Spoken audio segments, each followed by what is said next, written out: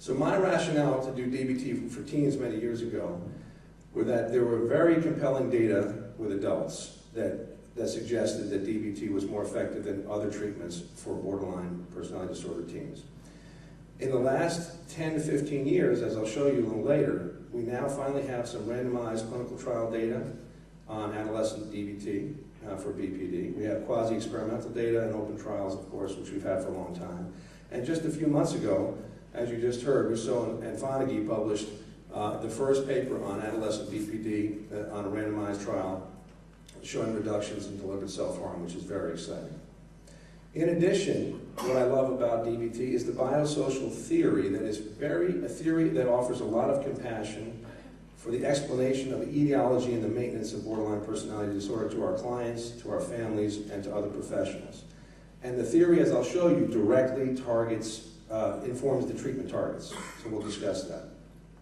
The other thing I like about DBT in this way is that it's skills-based. And for many kids and young adults who are accustomed to going to school, we're teaching very kind of concrete skills that they can begin to practice and rehearse, and so that they can generalize these skills to their lives. And we do that in a skills curriculum, which I'll show you. And lastly, it's a multimodal treatment. So it affords us multiple entry points into these teens and young adult lives. So there's individual therapy, as you'll hear. There's a multiple family skills group, which I want to talk about. There's family therapy sessions as needed, and there's definitely in-between session coaching, both for the teens and for the parents. Now, oftentimes where I live in New York, there are community therapists who refer clients to me and say, I'll do the therapy and you can do the DBT.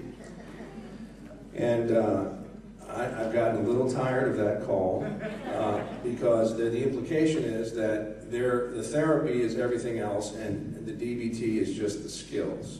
And what I wanted to talk about for a few minutes is to kind of describe the comprehensive nature of the treatment and the structure of the treatment. So many years ago, Marshall Linehan identified 5 functions of a comprehensive treatment, and these are, here they are. Number 1, and think about this wherever you're doing your treatment, if you're working with multi-problem, borderline spectrum, young adults and youth. 1, are you doing something in your treatment to enhance their capabilities? Are you giving them new tools, new skills, so that they can kind of work with what they have and then build on that?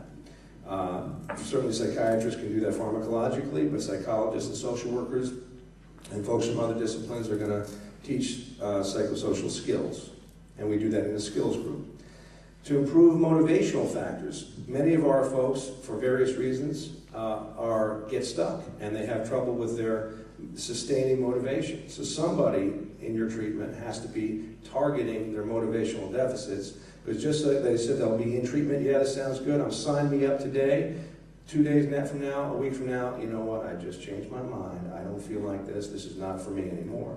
Who's going to address that? And so in DBT, that's the individual therapist. Thirdly, how are we going to take the tools and skills we're teaching in a skills group and having them generalized to the outside world? It's all well and good to come to group on Wednesday nights. We're going to have fun, we'll have some laughs, great, great, great, but how do we get these tools into your life? At home, at work, at school. So the way we do this in our treatment modality at DBT is to have coaching.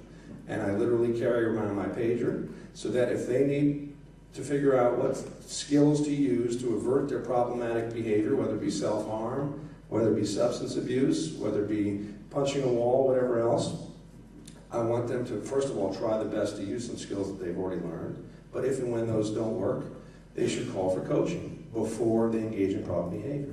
So I want to generalize the skills to the outside world. And of course, when I teach this, many people say, you know, it sounded interesting until this very moment, but now you're saying, are you saying, Alec Miller, that you are available 24/7 to your clients? Is that exactly what you might be saying? And the answer is, I am within limits. So for example, I'll be teaching this morning, and I'm not going to be taking any calls, but if I get a page, and it would be fortuitous just to demonstrate this, I'm not going to call them back until I have a break.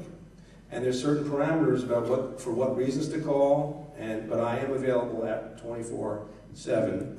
And there's a certain degree of commitment, I guess, for suicidal and self-injurious clientele, that if you're going to do this treatment, you're offering your availability but I can still go to Broadway shows in New York, I can still go to parties and have a cocktail, and it doesn't control my life. I just want to put that out there because some people say, you must be out of your mind. I just want to clarify that.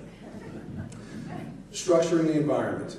It's also, I think, very important that when you work with teens and young adults that we have to figure out a way for them to get access to the care, for the families to be involved, and for myself, who's the program director in my center, to make sure everyone has time for team meetings, for supervision, and that we can kind of have protected time to deliver the care that we're proposing in this multimodal format.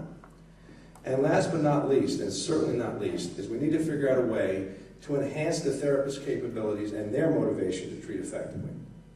I'm sure if we did a raise your hands, which I'm not going to do at this moment, but if we did, I'm sure many of the people in this room have experienced therapist burnout in your careers.